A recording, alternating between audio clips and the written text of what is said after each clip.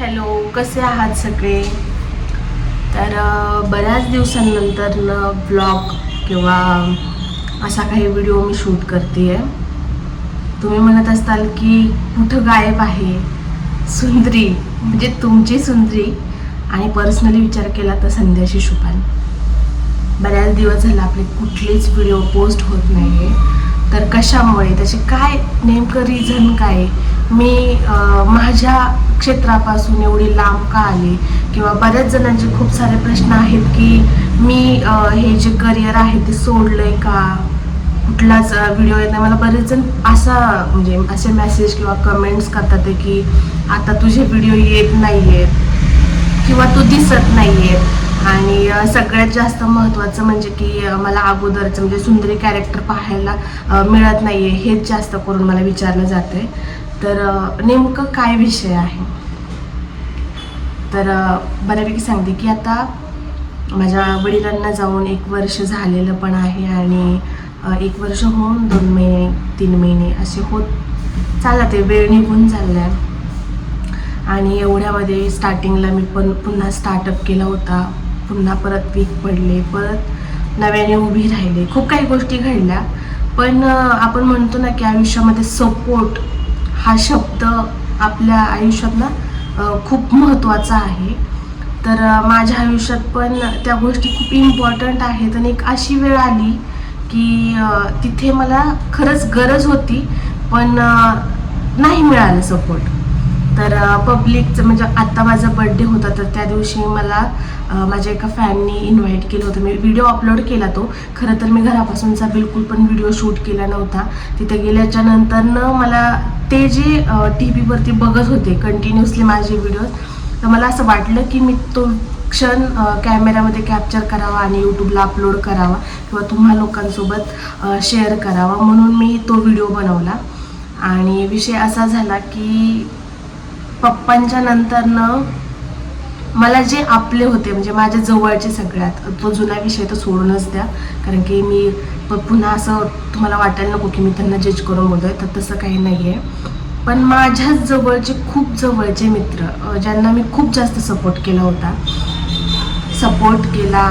आणि ज्या वेळेसला मला असं वाटत होतं की यार आता कोणी नाही, सगळं काही गेले आपल्या हातून, म्हणजे हातून जाण्यापेक्षा की जे लायक नाही आहे ते सगळं हातून गेले, तर आता आपल्या ह्या मित्रांना घेऊन आपण उभं राहायचं असं ठरवलं.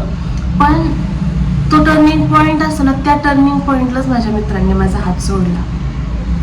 तर फॅमिलीला तर आता बघायचं आहे. पप्पा होते त्यावेळेसला मला एवढं काही लोड येत नव्हता कुठल्या घरच्या गोष्टींचा, पण आता सगळी टोटल जबाबदारी असल्यामुळं मम्मी ही बऱ्याच काही गोष्टी आहेत, जबाबदारी आहे. आणि सध्या मी काय करते, तर सध्या पुण्यात आहे. मी पुण्यात जॉब करते. जॉब करत करत ठरवलं की यूट्यूबचं काही ना काही करावं, पण म्हणाला असं सपोर्ट नाही आहे सध्या इथं पुण्यामध्ये, त्यामुळे सगळं स्टॉप केलं. आणि दुसरी गोष्ट म्हणजे मी एवढी भयंकर डिप्रेशनमध्ये चालली आहे सगळ्या गोष्टींमुळे. मला आता बोलताना मला असं रडायला येतं आहे, पण नाही, मला रडायचं नाही आहे बिलकुल पण, मी रडणार पण नाही. कारण की मला माहीत आहे आपल्याला आवरणारं किंवा सावरणारं कोणीच नाही आहे. त्यामुळे जे आहे ते मी स्वतः आहे आणि स्वतःलाच सावरायचं आहे.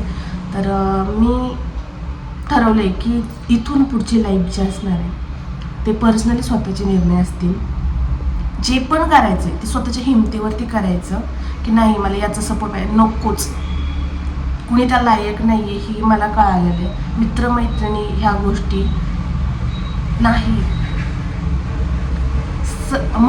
असं ना कधी कधी आपल्याला इंस्टाग्राम यूट्यूबला असे काही व्हिडिओज येतात ज्यामध्ये लिहिलेलं असतं की वाईट वेळेतच जवळच्यांची किंवा लांबच्यांची आपल्यासोबत कोण आहे हे कळतं.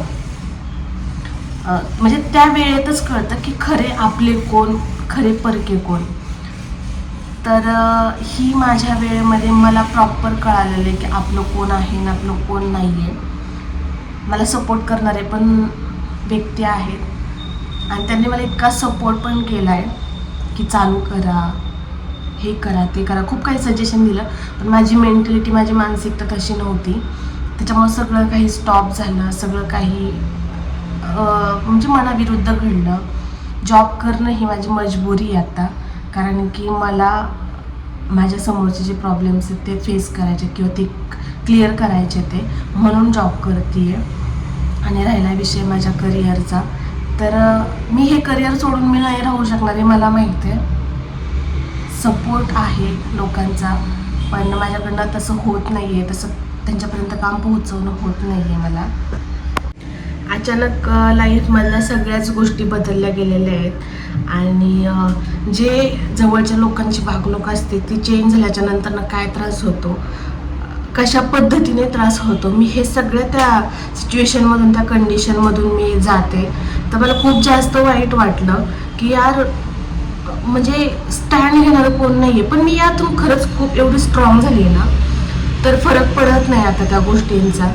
मला फक्त तुमचा सपोर्ट असणं खूप गरजेचं आहे. आणि काही कमेंट्स आहेत ज्याच्यावरती मी नक्की डेफिनेटली व्हिडिओ बनवून टाकेल की त्या कमेंट्समुळं माझ्या आयुष्यावर काय परिणाम झाला आहे त्या गोष्टीचा, किंवा किती किती त्या काळजाला पोहोचलेल्या आहेत, त्यातून मी मोटिवेशनल झाले का डिप्रेशनमध्ये गेले. मी ह्या सगळ्या गोष्टींना मी पोहोचवणार आहे. आणि आता बास झाली फालतूगिरी असं वाटतंय मला, कारण की कुठंतरी ह्या गोष्टी स्टॉप करणं खूप गरजेचे आहेत आणि त्या स्टॉप झाल्याच पाहिजे. सो इथून पुढचे काही ना काही टार्गेट असेल, काही ना काही लाईफमध्ये मोटिवेशन घेऊन मी उभं राहण्याचा प्रयत्न करते. तर सपोर्ट करणं म्हणजे हा शब्द बोलायला सुद्धा मला आता असं वाटतं की यार बोलू की नको, कारण की खूप काही त्या शब्दावरनं घडतं लाईफमध्ये, किंवा असे मेसेजेस, असे कमेंट्स बघते तर मला कुठंतरी वाटते की बोलू की नको. पण ठीक आहे, जे पण असेल लाईफमध्ये ते पोहोचवेल. की नेमकं कसं लाईफ चाललंय, मी म्हणजे शब्द नाही आहेत माझ्याकडे ते एक्सप्लेन करायला, आणि काय काय त्रास अनुभवले किंवा अनुभवते हे पण सांगायला. सो सॉरी खरं तर सगळ्यांना, कारण की खूप लोकांना सो सॉरी. आणि इथून पुढं लाईफमध्ये म्हणजे खूप साऱ्या शुभेच्छा असतील माझ्यासाठी. म्हणणार नाही की कोणाला की शुभेच्छा द्या म्हणून, कारण की मला माहिती आहे की चला खूप जास्त डिमोटिव्ह झाले होते, पण काहीतरी मोटिव्ह आज लाईफमध्ये घेतलं आहे आणि पुढे चालायचं ठरवलं आहे. सो थँक्यू सो मच, तुमच्यामुळं हे पॉसिबल झालं आहे. आणि आवडला असेल व्हिडिओला तर या मोटिवेशनसाठी एक लाईक करा, शेअर करा, आणि दुसरी गोष्ट चॅनलला सबस्क्राईब करा. So thank you so much.